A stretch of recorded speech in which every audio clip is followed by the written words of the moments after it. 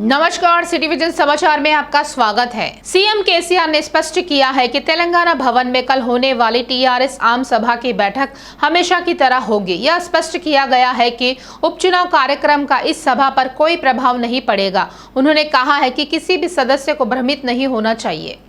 बैठक कल दशहरा के दिन सुबह 11 बजे तेलंगाना भवन में आयोजित की जाएंगी, क्योंकि इसकी घोषणा पहले ही की गई थी। यह स्पष्ट किया गया है कि सभी सदस्य निर्धारित समय पर उपस्थित रहेंगे। राष्ट्रीय राजनीति पर ध्यान केंद्रित करने वाले सीएम केसीआर दशहरा उत्सव के दिन पार्टी के नाम की घोषणा करने जा रहे हैं। इस संदर्भ में इस महीने की 5 तारीख को तेलंगाना भवन में टीआरएस नेताओं की व्यापक बैठक का आयोजन किया गया। मंत्री केटीआर ने कहा है कि जिस पार्टी ने दशकों से चली आ रही फ्लोरोसिस की समस्या का समाधान किया है, वही पार्टी मुनुगोडु उपचुनाव जीतेगी। उपचुनाव का कार्यक्रम जारी होते ही केटीआर ने ट्वीट किया, उपचुनाव में किन पार्टियों के बीच होड़ लगी है। उन्होंने कांग्रेस और बीजेपी को निशाना बनाकर आलोचना की। केटीआर ने कांग्रेस पर नलगोंडा का दानव होने का आरोप लगाया। यहाँ के लोगों के लिए फ्लोरोसिस एक अभिशाप बन गया था। उन्होंने कहा है कि भले ही नीति आयोग ने मिशन भगीरथ को फंड देने की केंद्र से सिफारिश की थी, लेकिन केंद्र ने एक फूटी कौड़ी भी नहीं दी। इसके बावजूद राज्य सरकार ने फ्लोरोसिस समस्या का समाधान किया। सरकार के सचेतक शेरलिंगम पल्ली विधायक आर.के. पुड़ी गांधी ने लोगों को दशहरे की शुभकामनाएं दी। उन्होंने कहा है कि विजयदशमी बुराई पर अच्छाई की जीत का प्रतीक है। सरकार के सचेतक शेरलिंगम पल्ली विधायक आर.के. पुड़ी गांधी ने लोगों को दशहरे की शुभकामनाएं दी। उन्होंने कहा है कि विजयदशमी बुराई पर अच्छाई की जीत का प्रतीक है।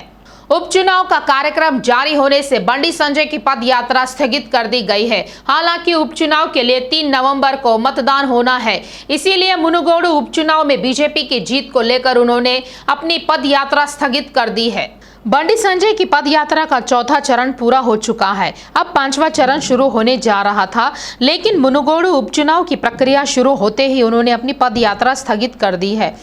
जैसा कि सभी जानते हैं, कोमटी रेड्डी राजगोपाल रेड्डी बीजेपी की ओर चुनावी मैदान में उतरेंगे। हालांकि बीजेपी अपने पहले दौर में ही जीत तय मान रही है।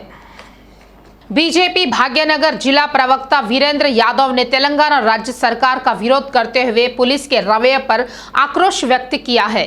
लोग जहां एक और दशहरा त्योहार मनाने में मशगूल है, वहीं दूसरी ओर पुलिस पेंडिंग चालान की वसूली के नाम पर लोगों की जेबें खाली कर रही है। उन्होंने आक्रोश व्यक्त करते हुए कहा है कि त्योहार के दौरान लोगों को इस तरह परेशान नहीं करना चाहिए।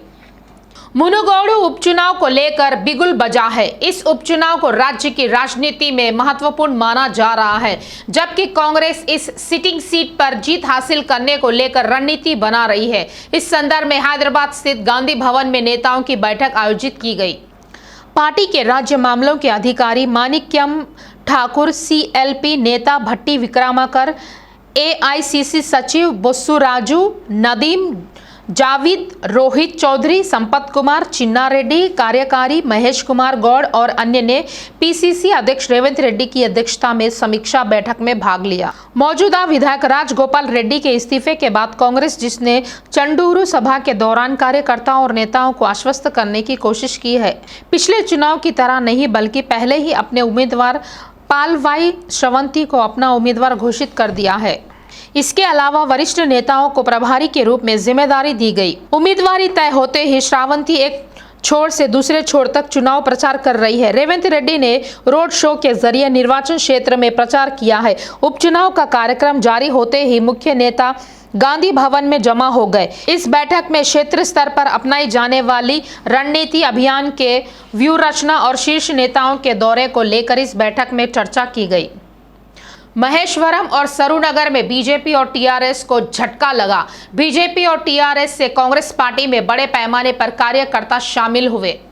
टीपीसीसी अध्यक्ष रेवंत रेड्डी की उपस्थिति में महेश्वरम कांग्रेस पार्टी के वरिष्ठ नेता और बड़गमपेट नगर निगम के पूर्व उपाध्यक्ष चिंगू रिंता नरसिम्हा रेड्डी बड़ी संख्या में कार्यकर्ताओं में शामिल हुए। सरूनगर के वरिष्ठ बीजेपी नेता बसवागोनी यादगिरी गौड़ को रेवंत रेड्डी ने कांग्रेस का अंगवस्त्र ओढ़ाकर पार्टी में शामिल होने के लिए आमंत्रित किया। इस पर नेता ने कहा है कि वह कांग्रेस पार्टी की और मजबूत हेतु सेवा भाव से काम करेंगे। टीआरएस के राष्ट्रीय राजनीति में आने से पार्टी का नाम बदल जाएगा। लोक प्रतिनिधित्व अधिनियम के प्रावधानों के अनुसार केंद्रीय चुनाव आयोग के पास नाम और एजेंडा बदलना होगा। चुनाव प्रक्रियाओं के अनुसार याचिकाओं और आपत्तियों पर विचार करने के बाद चुनाव आयोग इस संबंध में निर्णय लेगा। नाम बदलने के बाद भी मौजूदा राज्य पार्टी की पहचान जारी रहेगी। बाद में मान्यता वोटों के प्रतिशत और अगले आम चुनाव में पार्टी को मिलने वाली सीटों की संख्या पर आधारित होंगी। राज्य पार्टियों का पंजीकरण और नाम परिवर्तन केंद्रीय चुनाव आगे में किया जाना चाहिए। भारत में गठित राजनीतिक दलों को केंद्रीय चुनाव आयोग के साथ पंजीकरण करना आवश्यक है। उन्हें चुनाव आयोग के साथ पंजीकृत राजनीतिक दल माना जाता है। लोक प्रतिनिधित्व अधिनियम 1951 में 29A ने पार्टियों के पंजीकरण के मुद्दे की पहचान की है। इसमें 9वें अंश के रूप में परिवर्तन और परिवर्धन का उल्लेख किया गया। एक राजनीतिक दल के रूप में पंजीकरण के बाद पार्टी के नाम, प्रधान कार्यालय, पदाधिकारियों, पते आदि में कोई भी परिवर्तन चुनाव आयोग को सूचित किया जाना चाहिए। वर्तमान में तेलंगाना राष्ट्र समिति एक राज्य पार्टी है जिसे चुनाव आयोग द्वारा टीआरएस के रूप में पंजीकृत और मान्यता प्राप्त है। अब नाम बदलने समेत पार्टी की मंशा से संशोधन किया जाएगा। पार्टी संविधान के ये दो पहलू पहले और दूसरे लेख में है। पार्टी इनमें संशोधन करते हुए एक व्यापक प्रस्ताव पारित करेगी। नेता बिना किसी देरी के चुनाव आयोग को किसी भी बदलाव की रिपोर्ट करने के लिए नियमों के अनुसार उन्हें अगले दिन दिल्ली में पेश करेंगे। इसके बाद समाज इसकी जांच कर रहा है। संबंधित पक्षों से कोई स्पष्टीकरण यदि कोई हो मांगा गया है। चुनाव आयोग विचार कर रहा है कि क्या प्रस्तावित नाम पहले से ही मान्यता प्राप्त पंजीकृत पार्टियों के समान है। पार्टी का नाम बदलने पर संबंधित राजनीतिक दल को राष्ट्रीय स्तर पर 2 समाचार पत्रों में विज्ञापन देना होता है। किसी भी आपत्ति की सूचना चुनाव आयोग को दी जा सकती है। उसके बाद केंद्रीय चुनाव आयोग जांच करेगा और पार्टी पंजीकरण और नाम परिवर्तन पर निर्णय लेगा। टीआरएस वर्तमान में चुनाव आयोग के साथ एक मान्यता प्राप्त राजनीतिक दल है और उसे वही दर्जा मिल रहा है। चुनाव आयोग में आधिकारिक तौर पर पार्टी का नाम बदलने के बाद लोकसभा, राज्यसभा और विधानसभा परिषद में इसकी जानकारी देनी चाहती है। संसदीय दलों और विधायी दलों के नाम भी बदलेंगे। एक नई पार्टी के लिए राष्ट्रीय स्थायी की मान्यता अगले आम चुनाव के बाद पार्टी को मिलने वाली सीटों की संख्या पर निर्भर करती है। चुनाव आयोग देश भर में प्राप्त मतों के प्रतिशत और संबंधित राज्यों में सीटों की संख्या पर विचार करके नियमों के अनुसार मान्यता देता है। हालांकि चुनाव आयोग विशिष्ट नियमों के अधीन चुनाव लड़ने के लिए आम चुनाव चिन्ह पर फैसला करेगा। सभी चुनाव लड़ने वाले उम्मीदवारों के लिए समान मान्यता प्राप्त करने के लिए पार्टी के उम्मीदवारों को तदनुसार आवश्यक पदों पर चुनाव लड़ना होगा। वर्ष 2004 में टीआरएस के उदय के बाद पहले आम चुनाव में पार्टी के उम्मीदवारों ने एक समान चुनाव चिन्ह के लिए आंध्रा और रायलसीमा दोनों क्षेत्र में चुनाव लड़ा। एनजीटी ने तेलंगाना सरकार को झटका दिया है। तेलंगाना पर 3,800 करोड़ का जुर्माना लगाया गया है।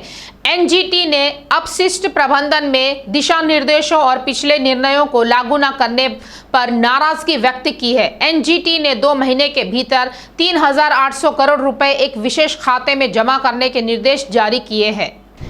एनजीटी ने कचरा प्रबंधन के लिए त्वरित कदम उठाने और प्रोग्रेस रिपोर्ट देने का निर्देश दिया है। एनजीटी ने यहां राशि 2 महीने के भीतर विशेष खाते में जमा करने का निर्देश दिया है। यह स्पष्ट किया गया है कि इस राशि का उपयोग पर्यावरण बहाली के लिए किया जाना चाहिए। सुप्रीम कोर्ट द्वारा वर्ष 1996 से सभी राज्यों में ठोस और तरल अपशिष्ट प्रबंधन की जांच की जा रही है। कोर्ट ने वर्ष 2014 में मामले को एनजीटी में स्थानांतरित कर दिया है। पिछले 8 साल से जांच कर रही एनजीटी तेलंगाना समेत कुछ राज्यों को कई बार आदेश जारी कर चुकी है।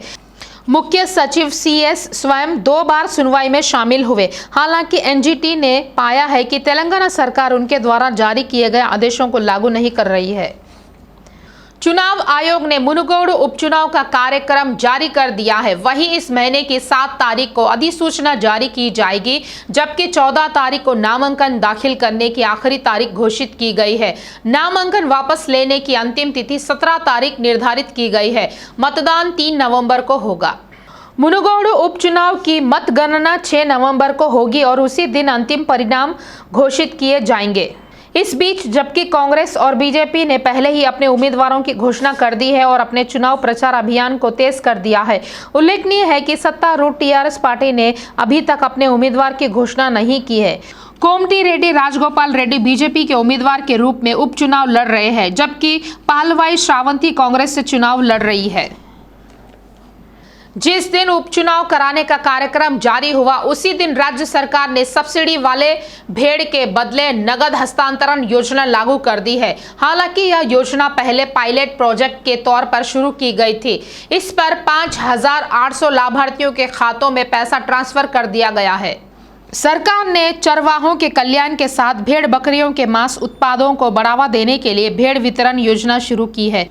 हालांकि इस योजना में कई अनियमितताओं और भेड़ों के पुनर्चक्रण के आरोप लगे थे, इसीलिए भेड़ के बदले पैसे ट्रांसफर करने का प्रस्ताव रखा गया था। खबर है कि जिस सरकार ने इसके लिए हरी झंडी दी है, इस पर राज्य सरकार ने दलित बंधु को पायलट प्रोजेक्ट के तौर पर हुजूराबाद में लागू कर दिया है और मुनुगोडू में पायलट प्रोजेक्ट के तौर पर इस योजना को लागू करने का फैसला किया है। हालांकि नलगोंडा जिला कलेक्टर ने 30 सितंबर को राज्य पशुपालन विभाग के विशेष मुख्य सचिव को पत्र लिखकर लाभार्थियों की सूची तैयार करने की बात कही है।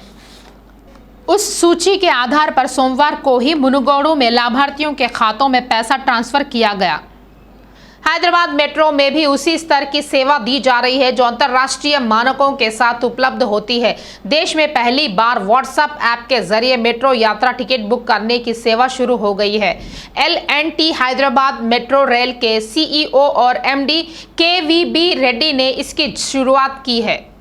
हम मेट्रो यात्रियों को नवीनतम तकनीकी के साथ नियमित सेवाएं प्रदान करने के लिए कड़ी मेहनत कर रहे हैं। इसके अंतर्गत व्हाट्सएप ऐप द्वारा टिकटिंग सुविधा शुरू की गई है और हमने इस तरह की सेवाएं शुरू करने वाली देश की पहली मेट्रो ट्रेन कंपनी के रूप में रिकॉर्ड स्थापित किया है। उन्होंने कहा है कि बिल इजी कंपनी के साथ साझेदारी में मेट्रो यात्रियों को व्हाट्सएप ऐप के जरिए टिकट बुक करने में सक्षम बनाने के लिए सेवाएं शुरू की गई है। हैदराबाद में भारी तबाही की साजिश के मामले की जांच में सनसनीखेज तथ्य पुलिस के सामने आए हैं। पुलिस ने पाया है कि हमले की योजना पाकिस्तान में बनाई गई। तकनीकी की मदद से पाकिस्तान की सीमा से ड्रोन के जरिए हथियारों को भारत पहुंचाया गया। मुसारामबाग के अब्दुल जाहिद को धमाकों से तबाही मचाने के लिए चुना गया था। जांच में पता चला है कि फरहतुल्ला गौरी, जो 20 साल से छुपा हुआ है और पूरे देश में आतंकवादी हमले करता रहा है, उसने विस्फोटों को अंजाम देने की साजिश रची। पाकिस्तान से वीडियो भेजने वाले गौरी ने आतंकियों को तैयार किया। उन्होंने भड़काऊ भाषणों से हमले के लिए लोगों को उकसाया। पता चला है कि भाजपा और RSS के नेताओं को अब्दुल जाहिद, मोहम्मद समीउद्दीन और माज हसन ने हैदराबाद शहर में त्योहार को निशाना बनाकर नरसंहार की साजिश रची। SIT और टास्क फोर्स पुलिस द्वारा गिरफ्तार किए गए आरोपियों को कोर्ट में पेश कर रिमांड पर भेज दिया गया। तीनों आरोपियों में अब्दुल जाहिद 22 साल से आतंकी गतिविधियों से जुड़ा है। महमूद समीउद्दीन और मजा हसन फारूक उनके भाषणों से उग्रवाद की ओर लोगों को आकर्षित करते रहे। वर्ष 2018 में ISIS में शामिल होकर सीरिया जाने को तैयार 2 लोगों को मुंबई एयरपोर्ट पर गिरफ्तार किया गया था। तीनों स्थानीय युवकों को अपनी ओर आकर्षित कर आतंकी संगठनों में भर्ती किया गया। पुलिस जांच ने पुष्टि हुई कि टेररिज्म के लिए फंडिंग पाकिस्तान से हो रही है। शहर में हथगोले कौन लाए, वे किस तरह से लाए गए, पुलिस इसके पीछे के मामले की जाँच कर रही है। पाकिस्तान में छिपा 62 वर्षीय फरतुल्ला उर्फ अब्बू मोस्ट वांटेड आतंकी है। वह केंद्र द्वारा घोषित व्यक्तिगत आतंकवादियों की सूची में से एक है। सैदाबाद में कुर्मागड़ा उसका मूल स्थान है। गौरी एक अल्पसंख्यक संगठन में काम करता था और वर्ष 1981 में संगठन से बाहर आया। वह सऊदी अरब गया और वहां से वह लश्कर-ए-तैयबा और जैश-ए-मोहम्मद संगठनों में काम करता रहा। वह देश में कई बम धमाकों का मास्टरमाइंड था। हाल ही में गिरफ्तार अब्दुल जाहिद का भाई माजिद उसका निजी सहायक है, जो पाकिस्तान शिफ्ट हो गया है। जाहिद ने बांग्लादेशी दालिन को रहने की व्यवस्था की, जिसने वर्ष 2005 में टास्क फोर्स कार्यालय पर आत्मघाती हमला किया था। इस मामले में गिरफ्तार आरोपी वर्ष 2017 में जेल से छूटा था। 12 साल से जेल में बंद जाहिद बाहर आने के बाद वेल्डिंग की दुकान और सिलाई के कारोबार से अपने परिवार का भरण पोषण कर रहा था। लेकिन जाहिद ने सोचा कि उसने आतंकवाद को पीछे छोड़ दिया है, लेकिन 2 साल बाद उसने पुराने संपर्क फिर से शुरू कर दिए। जैसे ही उसका भाई माजिद पाकिस्तान में उपलब्ध हुआ, उसने समान विचारधारा वाले युवाओं का चयन किया। पाकिस्तान की आईएसआई आतंकी संगठनों के इशारे पर अपनी गतिविधियों जारी रखे हुए है। उनकी गतिविधियों पर लगातार नजर रखने वाली केंद्रीय खुफिया एजेंसियों ने शहर की पुलिस को सतर्क कर दिया और आतंकी साजिश को नाकाम कर दिया। ग्रेनेड की भर्ती, परिवहन, विस्फोट की साजिश को रोकने के लिए आतंकवादियों ने काफ़ी सावधानी बरती है। निगरानी एजेंसियों और पुलिस द्वारा पता लगाने से बचने के लिए एनाक्रिप्ट ऐप का इस्तेमाल किया गया। इसके माध्यम से वे समय समय पर कोड भाषा में संवाद करते थे। फिलहाल पुलिस एनक्रिप्ट ऐप में पाकिस्तानी आईएसआई आतंकी संगठनों के साथ शेयर किए गए कंटेंट और चैट की डिकोड करने का काम कर रही है। पुलिस उन लोगों को ब्यूरो जुटा रही है जिन्होंने इतनी बड़ी साजिश को अंजाम देने की मदद की है। विश्वसनीय जानकारी के अनुसार लगभग 20 संदिग्धों को हिरासत में ले लिया गया और उनसे पूछताछ की जा रही है। खबर है कि सेंट्रल इंटेलिजेंस एजेंसी और जांच एजेंसियों इस बारे में गहराई से पूछताछ कर रही है। पाकिस्तान से कश्मीर पहुंचे ग्रेनेड को शहर में कैसे और कौन लाया, इसके बारे में विवरण आ रहे हैं। पुलिस का कहना है कि वे युवाओं को उन मुद्दों से अवगत कराएंगे जो उन्हें इस तरह के आतंकवादी हमले करने के लिए प्रेरित करते हैं और उन्हें उस दिशा में जाने से रोकने के लिए कदम उठाएंगे। हैदराबाद के कुकड़पल्ली पुलिस स्टेशन की सीमा में हादसा हो गया। एपीएसआरटीसी की बस की चपेट में आने से महिला की मौत हो गई। यह सड़क हादसा उस वक्त हुआ जब बस केपीएचबी से कुकड़पल्ली की ओर आ रही थी। पुलिस ने मौके पर पहुंचकर जांच पड़ताल की। पुलिस ने मामला दर्ज कर लिया है और जांच कर रही है। एलबी नगर में भूपेश गुप्ता नगर के श्री नल्ला पोचम्मा मंदिर में देवी शरण नवरात्रि उत्सव का आयोजन किया गया। नवदुर्गा होम शरण नवरात्रि समारोह के अंतर्गत आयोजित किया गया। मंदिर के अध्यक्ष नारा गौनी श्रीनिवास यादव ने कहा है कि देवी शरण नवरात्रि पर्व का भव्य आयोजन किया जा रहा है। उन्होंने कहा है कि सभी पर देवी की कृपा हमेशा बनी रहे, इसके लिए नवदुर्गा होमम का आयोजन किया गया है। देवी शरण नवरात्रि के दौरान योगदान देने वाले सभी भक्तों को धन्यवाद दिया। हस्तिनापुरम डिवीजन भूपेश गुप्ता नगर श्री नल्लापोचम्मा मंदिर में हमने 9 दिन के दुर्गा माता का देवी शरण नवरात्रि उत्सव कार्यक्रम बनाया सके। हम लोगों माता को प्रार्थना करते हैं, सब सुख संतोष से रहना चाहते हैं और हमारे साथ में जो है जो भक्त हैं हमारे लिए भवानी माला डाल के हमारे साथ में जो महिला लोग और भाइयाँ और सब इधर के गांव के वाले पूरे भी हमारे को साथ दिए। ये मंदिर दिन दिन डेवलपमेंट होना बोल के हम लोग भी खुशी कर रहे। जो भी हमारे को साथ दे रहे उनको माता के आशीर्वाद मिलना बोल के हम चाहते हैं।